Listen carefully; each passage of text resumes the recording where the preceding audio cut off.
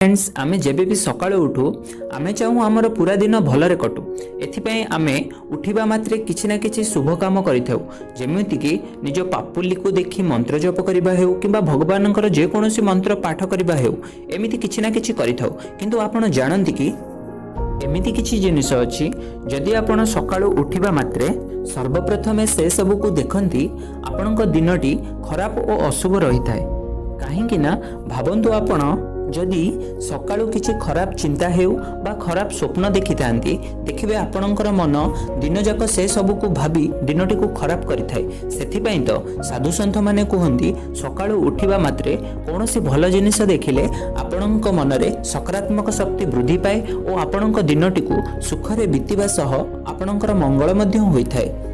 So friends मु आपणको कहिबी एमिति किछि अशुभ संकेत विषय रे जहाको आपण सकाळु केबे भी सर्वप्रथमे देखिबे नाही। प्रथमटी हेला आईना।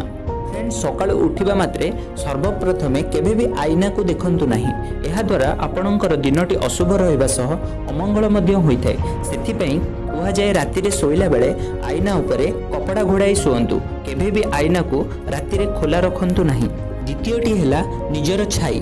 फ्रेंड्स सकाळु उठिबा परे केबे भी निजर छाई किबा कोनोसी अन्य व्यक्तिर छाई मध्य देखिबा बहुत बड़ अशुभ हेते एहा द्वारा दिन जाक आपणक मनरे भय वातावरण रहिथाय जहा आपणक दिनटी को खराब कर देथाय। तृतीयटी हेला हिंस्र पशुक फोटो।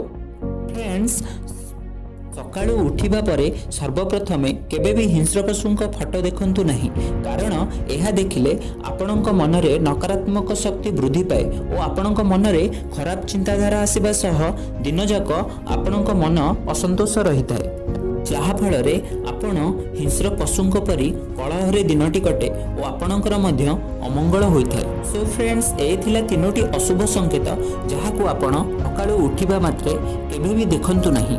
सकाळु उठिबा परे सर्वप्रथमे निज पापुली को एभली रखी एही मंत्र जप कले आपणकर दिनटी शुभमय होइते। मंत्रटी हेला राग्रे बसते लक्ष्मी कर मध्य सरस्वती कर मूले तू गोविंदः प्रभाते कर दर्शनम।